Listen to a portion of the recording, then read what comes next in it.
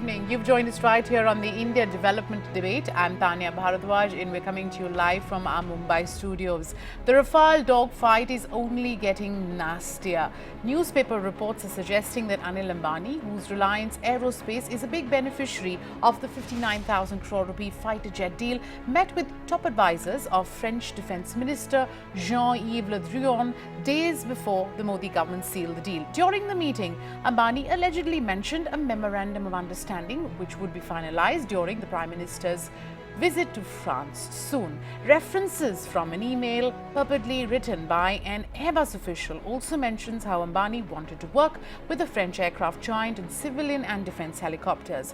Armed with this leaked email, the opposition parties have sharpened the attack against the Prime Minister. Calling him a spy, Congress chief Rahul Gandhi says that Modi should be put behind bars for treason.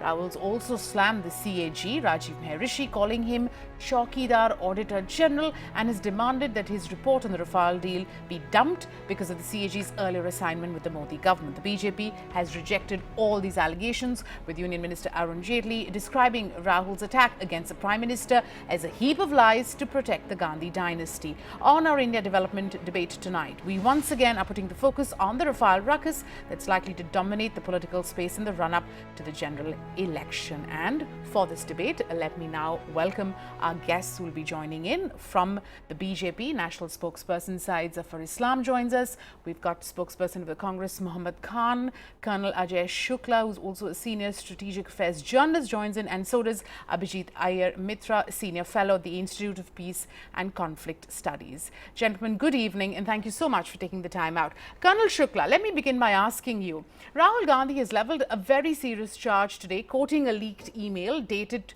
28 March 2015 from an Airbus employee that suggests that Anil Ambani knew about the impending MOU between India and France. Now, the MOU we know was signed only in January of 2016, yet the Prime Minister did announce India's intention to buy Rafale fighter jets from France during his visit in April of 2015. Is there a compelling case here that the Congress is making? Yes, there is certainly a confluence of dates that gives pause for concern, especially when seen in the light of this email that Rahul Gandhi took out, the story in the Indian Express this morning. All of these certainly seem to indicate that Anil Ambani was aware that something was brewing, something big was coming up.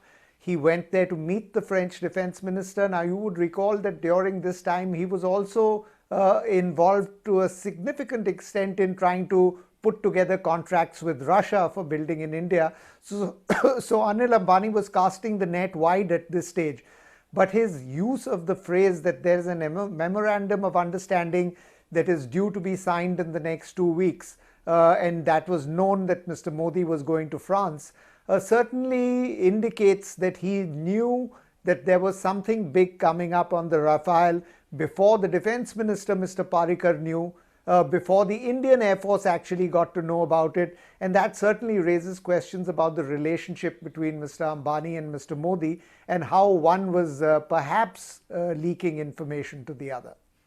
Okay. Abhijit, Reliance Defense has said that, hey, the MOU mentioned in this email was actually a reference to the company's so-called cooperation with Airbus Helicopter, and it really had no connection with the Rafale contract with the French government. How convincing is this argument, given that in the same email, it also says that the door is open for other contenders?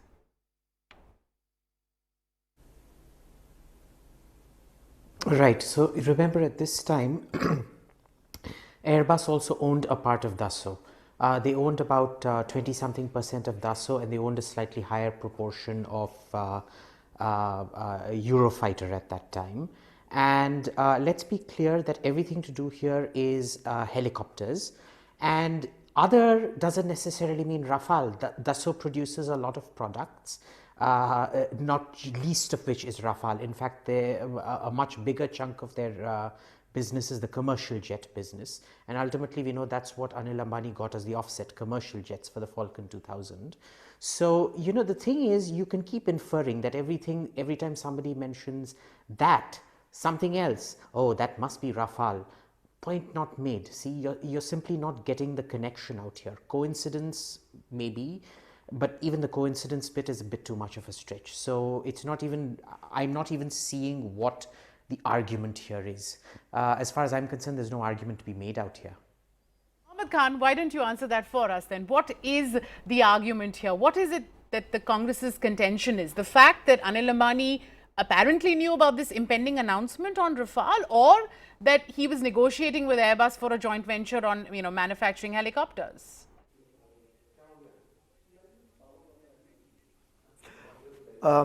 If you will humor me for a minute, ma'am, I would like to distill the Rafale issue into its simplest components. Why is Rafale such a huge scam? It is because, number one, you altered the terms of a deal unilaterally by increasing the price of the jets from 1:3 times the original price. Second, you brought in a private player who has no experience in this sector and no qualification other than a proximity to the Prime Minister, and replaced HAL, a 70-year-old company. When people say that HAL was not qualified, that begs the question, then is a person that has existed in the space for 15 days eminently more qualified? And the third question, which is now again coming out into the limelight, is that procedures were violated, that there were officials at various points of time expressing concern about the nature of the deal. Now, all of this could have gone away at the very outset for the BJP. It could have gone away very, very easily, ma'am, had they not gone to so much pain, and they wouldn't have gone to such an extent to try and cover it up. They could have called a JPC, they could have called the opposition, had a conversation with them. We are also members of parliament, we represent the interests of the people, and as Emmanuel Macron said to an Indian channel, there's no Mohammed, if we can clause just that stick prevents to, them Mohammed, we will of course make a larger point, but if you can just stick to answering the, the pointed question that I asked you about what the bone of contention here is, please. The bone of contention is, not only did this man know about the deal in so much that he was in possession of information that he should not have been, but he was acting on behalf of the government. Now, you tell me, ma'am, can a private individual who later on goes on to benefit from such a deal be exonerated from any suspicion that he would, that this email seems to suggest? You cannot let this man off. You cannot let this government off. And the government's secretive demeanor in trying to prevent information from coming out speaks volumes. I'll conclude by saying this. I know you want us to stay on point, but context is important. I want to say this. Do you know, in September of last year, Mr. Ravi Shankar Prasad, our country's law minister, held a press conference where he said, he misled the public and said the Ambanis were always involved in the contract. What he didn't tell you was that originally Mukesh Ambani was involved, not Anil Ambani. Anil Ambani came in that month of April when Prime Minister Modi went to visit Paris. Now, if you go to that extent to lie and mislead, and this lie finds itself being repeated in the Supreme Court sealed envelope and in the Supreme Court judgment, of course we will ask questions and your intentions become very clear. All right, let's take it across to the BJP spokesperson, Aside Zafar Islam. Shouldn't there be a probe on how it is that Mr. Anil Ambani knew about this MOU that is in the works, as the Prime Minister announced the acquisition of fighter jets just a few weeks after what this email, rather leaked email, shows us?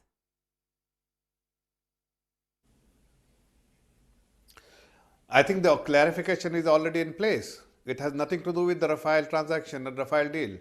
Secondly, what is more important, that Congress has to come out and say in public to public and the people of this country that they do not have any faith in the judiciary, in our judicial system, in our honorable Supreme Court, because this entire process step have been seen by the honorable Supreme Court. They have gone through every single paper. They have gone through everything that are associated and related with the Rafale transaction, and they have delivered a verdict as well. And they have very clearly said there is the transparency has been maintained all along by the government. And even if there is a deviation to some extent, if there is a deviation, it is in the interest of the transaction and in the interest of the country. But now since Congress has no other issues, there is complete bankruptcy.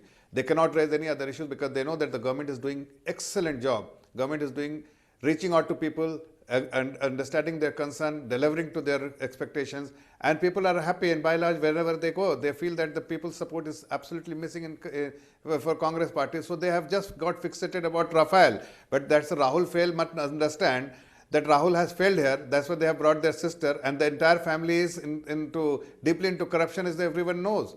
What they are talking about, Mr. Rahul Gandhi must know that he is out on bail on corruption charges. So his mother, so his brother-in-law, and brother-in-law is deeply into corruption. The entire family has to respond to the people of India what kind of corruption they have done all along. Making this kind of frivolous, misleading I don't know why Mr. Ram has taken it allegation upon which cannot be himself to spout substantiated, nonsense which and is go off based on topic. certain Did he answer certain the question information from which the is not related and Yes. not relevant, Okay. is something which is very which is only for the, you can mislead but you cannot substantiate, and which is something which we highly objectionable, and we Okay. feel that they are playing a role which is highly irresponsible. As a principal opposition party, they should play a constructive role in the country, which they are not playing at the moment. Okay, let's just draw the conversation back to today's news. Ajay Shukla, this question's for you. 2 weeks before the Rafale announcement, Anil Ambani meets with French defense officials, allegedly, and around the same time, his Reliance Defense is incorporated as a company. Many would say that this is not a mere coincidence. Weigh in on this argument that's being made.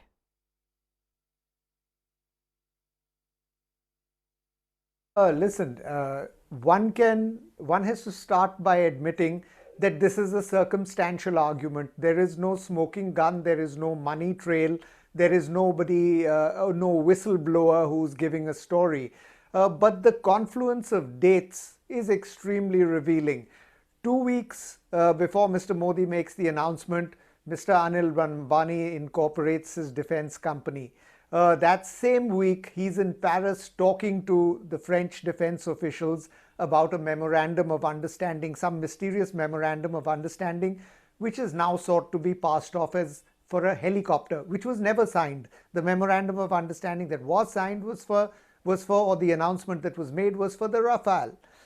2 weeks after that, Dassault and Anil Ambani's company, Reliance Defense, form a joint venture, Dassault Reliance Aerostructures Limited, that then gets a sizable benefit from offsets. A little later, the French president at that time, François Hollande, says that New Delhi had put pressure on us. We were forced to give the offsets deals to Anil Ambani. Now, these are all.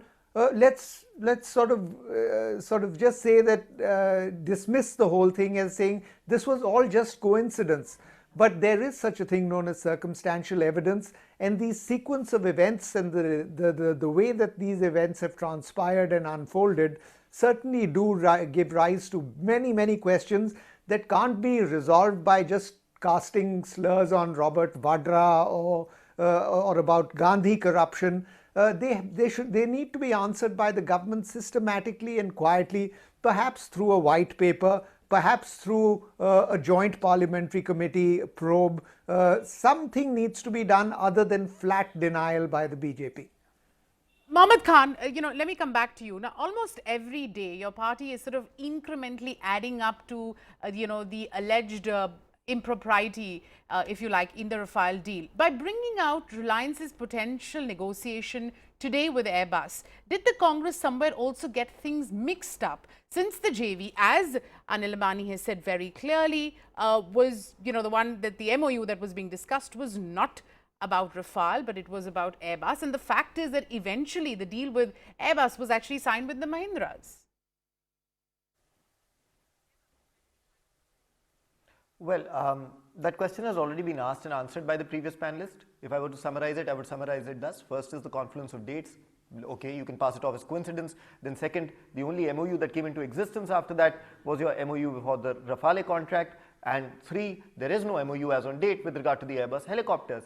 All of these circumstances taken together point to an inescapable conclusion that Mr. Anil Ambani is expressing a statement of opinion that is not backed by fact. And I will conclude simply by saying this, that madam, and I can't believe I forgot the most vital point of all, that of course it was François Hollande himself, and remember ma'am, he has no dog in this fight. Unhe yahan chunav nahi ladne Hindustan aake. He's not affiliated with any party.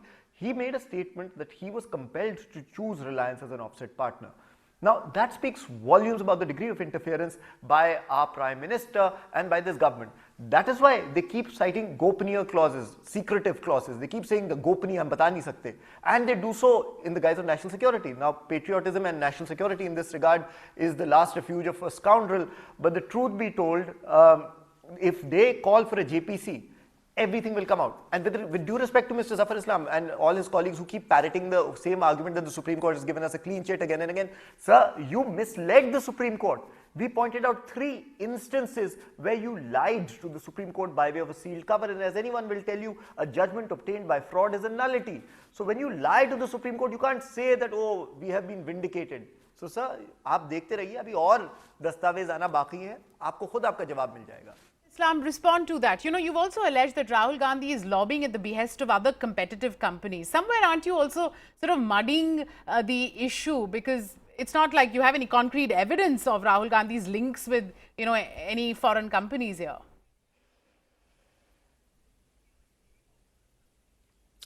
Well, let me tell you a few things. Yes. I heard, I don't know who was speaking prior to Mr. Khan, but I heard both of them. My only argument in my defense is that these people, these 2 people, or their party, respective parties, Congress party, may approach the Honorable Supreme Court again with whatever documents. If we have misled, they can at least correct that situation, and they can give the documented evidence and the information they have which can substantiate their claim.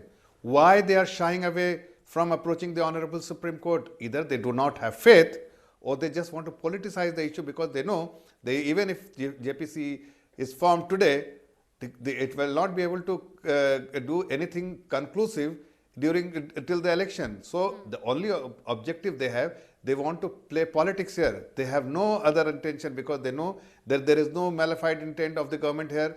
They cannot substantiate anything. They do not have any evidence which can prove government wrong. Everything has been done as per the process laid down for concluding the transaction which has been concluded by the Government of India. They followed the process in toto, and that has been also confirmed by the Honorable Supreme Court. So they know it very well that they cannot approach the Honorable Supreme Court, because they will be completely exposed, and that's why they are restraining from themselves from approaching Supreme Court. I'm challenging them.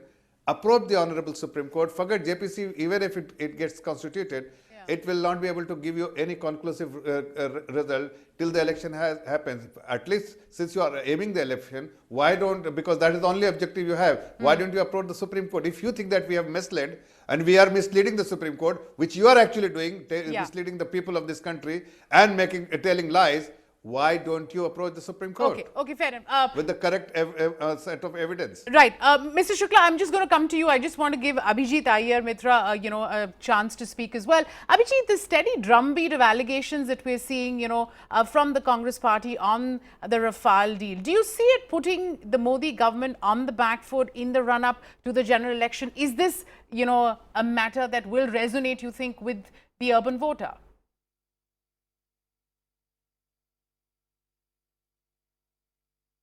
Afraid so, and I'm afraid that their defense of the deal hasn't been very good, even though they realistically have nothing to defend in this deal.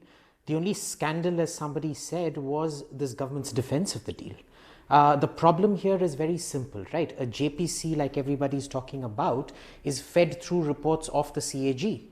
Now, the problem is when the CAG decides to put the report, you attack the CAG's report then. Then, before that, you go to the Supreme Court. And when you don't like the judgment, you say, well, misleading, boo, ha, scam. Again, like the gentleman from the BJP said, what prevents you from approaching the Supreme Court again? Because if they misled the Supreme Court, it's a serious case of contempt of court and misleading the legal bodies out here. What's preventing all those legal options? There's a lot of allegations here. There is zero substance. And if we decide to just keep going by, and this isn't even a case of coincidence one after the other. Anil Ambani lands up after 15 days after buying a company called Pipavav Shipyards, which he then constitutes to become Reliance Defense. And then the Rafale deal happens. It would actually mean that you need to have a series of cosmic coincidences happening, engineered by Anil Ambani, way beyond any control of anybody in human history, pretty much, in a modern democratic state, to be able to shove this kind of a decision down a democratically elected prime minister's throat. And this is a prime minister who, by all accounts as extremely unfriendly to business, doesn't really grant access to business, has screwed over most of the businesses in this country through a series of bad economic decisions, which I personally oppose. And I mean, make up your minds. Either he's destroying the economy, being unfriendly to business, or he's being super friendly to business. And this goalpost shifting just keeps going on and on and on and on. It's just an exasperating farrago of lies and distortions and whatnot, to quote Shashi Tharoor. And that's about it. There's no substance. Okay. There's a whole lot of smear and allegations, just no substance. Okay. Circumstantial or otherwise. Yes, Ajay Shukla, let me come to you. You were making a point, and I just wanted to sort of add a quick question. Rafale is yet to officially communicate to the Indian government that it has appointed Reliance as its offset partner. Given the controversy and the dogfight that we've seen, do you think Rafale will maybe review its partnership with the Ambani-led, Reliance Defense, even maybe look at, dumping him to escape this scrutiny?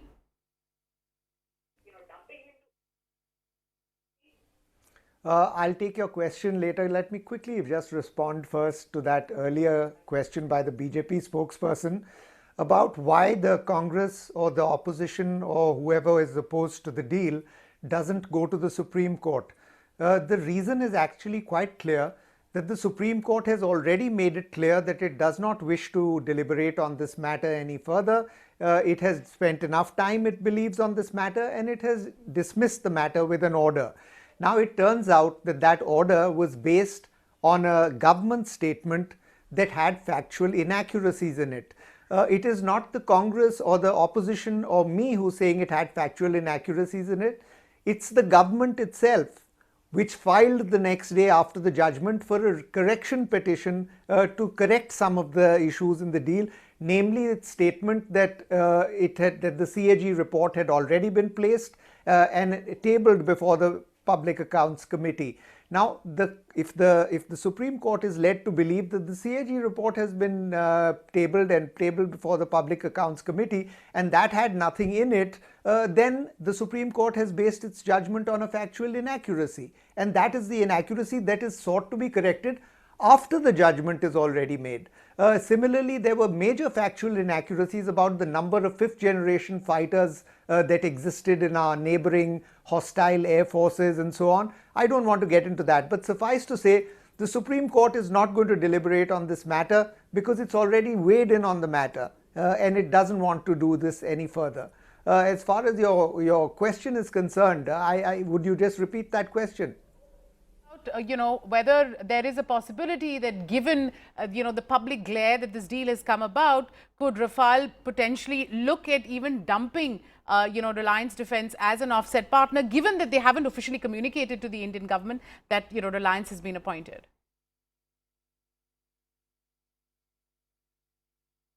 Don't think at this stage Reliance Defense can be dumped as a partner. A great deal of effort has gone in for setting up the manufacturing infrastructure. 2 or 3 days ago, the first Falcon jet cockpit was handed over to Dassault, and that means that the flow of offset credits has already begun, and it cannot be wished away at this stage. Facts have been created on the ground, facilities have been set up. It's just that the offsets are still to be realized. They will be realized in the future as production kicks in the Anil Ambani firm, in DRAL as it's called. So I think that at this stage to sort of kick out the offset partner and so on might be difficult.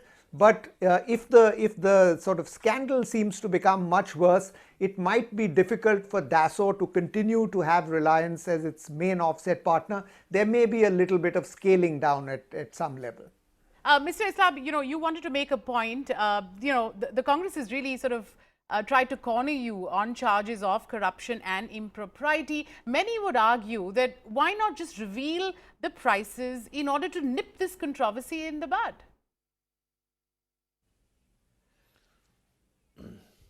Now, let me respond to the gentleman. He said that the Honorable Supreme Court has already dismissed it, that they will not further deliberate or discuss about this Rafale transaction. Why? Except barring CAG report, which the only has been and to be tabled. That is the only thing that is pending, that needs correction, and that the government has already requested the Honorable Supreme Court for that correction to be made. But away from that, all the process step which has been followed by the Government of India during concluding this transaction has been reviewed by the Honorable Supreme Court. Every set of document has been reviewed. Away from the CAG report, but every other document has been reviewed by the Honorable Supreme Court, and they do not see a merit. They do not see a merit. So when they say that the misleading, it is absolutely incorrect and only to mislead the people. As far as the pricing is concerned, everyone knows that there is a confidentiality clause which has been signed by the then UPA, that the price need not be revealed to anyone.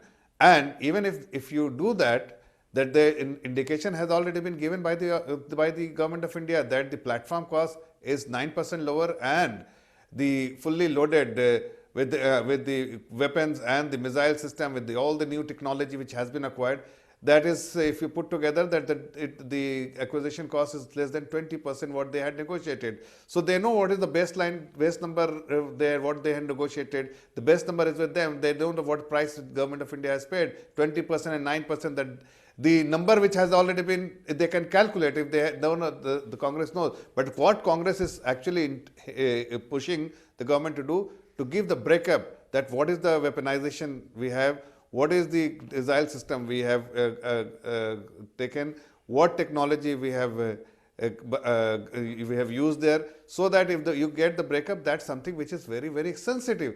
And all the enemy country, be it China, be it Pakistan, is only interested in knowing what kind of a weaponry system we have, and the missile system, and all these things, details they want. Okay. They are not interested in pricing, but they want they want this breakup. They want the details, something which we have not done it in the interest of the national security, in the interest of the nation. But they know the price. If they know what they have concluded, then they must know that 20% lower and 9% lower is something which is known. Can I correct him? Yeah, Mohammed Khan. Yeah. Mohammed, I also want to ask you, what explains the U-turn as far as the CAG report is concerned? You know, you've raised questions over Rajiv Mehrishi. Today you had your party president dubbing the CAG as Chowkidar Auditor General report. You know, just a few months ago, you were banking on the CAG, and now you're insinuating motives to both the CAG and the Supreme Court.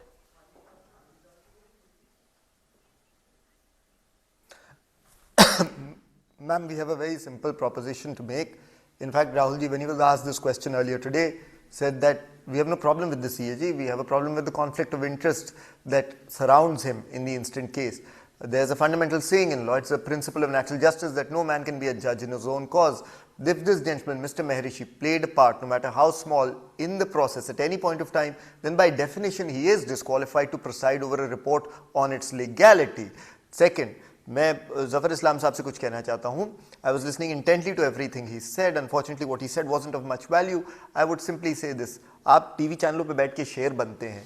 I don't understand what is the point of all of this not so eloquent pontificating when you can simply call it JPC. Every government before you has had the courage of its conviction when cornered or asked, has always said, fine, let us constitute a JPC if that will satisfy your conscience. If you had constituted a JPC a year ago, then ultimately baat wahi khatam ho jati. The day you Sir, would say the that BJP you will do not not decide what forum the Congress chooses. We always said we will never go to the courts because this is not a matter for the courts. अरे इस्लाम साहब क्यों बौखला रहे हैं, क्यों interrupt कर रहे हैं? आप आधे घंटे बात करते कोई इंटरप्ट नहीं करता, and unfortunately you don't arrive at your point in that half hour also. But let me ask you something. Why are you so afraid? Why are you trying to push us to the Supreme Court? You think people don't see all of this? And finally, I will say this. Look, we will simply keep pressing you in the court of the people, in parliament, on the streets, and ultimately a JPC will be constituted, justice will be delivered. And I'll conclude by saying this. If this deal was correct, then by God, so many revelations, and these are facts, these are not statements of opinion. Every time a fact comes out that is prejudicial to this government, that paints the deal in a bad light. Why? Why is every fact that's coming out against this government? Why does it show underhandedness or an attempt to bypass procedures or an attempt to benefit one private individual? Mr. Mitra said that we are giving contrary positions when we say he's against industry, but he's pro this guy.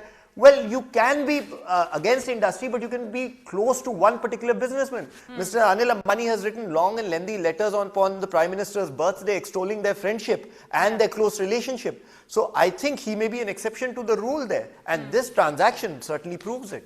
Okay. Abhijit, I have time for one last question, and I'm, going to sort of let you have the last word. Yeah, this is for Abhijit Iyer Mitra. It's a deal that's sort of mired in controversy. Every other day, you've got a charge that's being sort of flung at the government. I know you talked about, how there may not be any circumstantial evidence, but there are a lot of cosmic coincidences. Do you believe that, the deal is clean, but it's just the government that's not being able to lay out its defenses the way it needs to?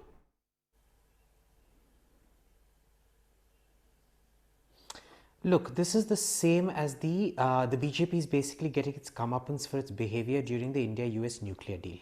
That deal was one of the most brilliant deals we've negotiated in our diplomatic history. And what happened in that? The communists went against it. The Hindu changed its editorial position within 14 days. Once it wrote an editorial supporting it, then 14 days after, when the CPIM said we oppose it, they wrote an editorial opposing it. And then the BJP joined in with the communists, attacking what was an extraordinarily good deal. Now, I can't say this deal is extraordinarily good, but it's certainly clean. All the facts that I'm seeing don't actually support any kind of controversy. The facts don't support any malfeasance or breach of procedure, though the analysis using those facts or misusing that fact supports it, is basically saying that there was a controversy where there is none. The point here is it's pendulumic. What you give, you get back. So what the Congress got during the nuclear deal, it's now giving back during the Rafale deal. And the thing is, both these deals were clean, both these deals are good. We may, and this is the nature of politics, unfortunately, in this country or anywhere in the world. And the problem is the status quo party, which is the government, which is protecting secrets, will always have to be much more responsible in protecting data, protecting information, protecting national security, and protecting bilateral treaties than the opposition will, because in both cases the opposition had nothing to lose. You can just keep hurling muck without consequences and get away with it. And that's what we're seeing all over again. It's just a bad replay of history. All right, Abhijit, with that, we're going to wrap this discussion up. Abhijit Iyer Mitra, Colonel Ajay Shukla, Mohammad Khan, and Syed Zafar Islam. Gentlemen, thank you so much for taking the time out and being with us here on the India Development Debate. We'll slip into a short break and come right back with the second.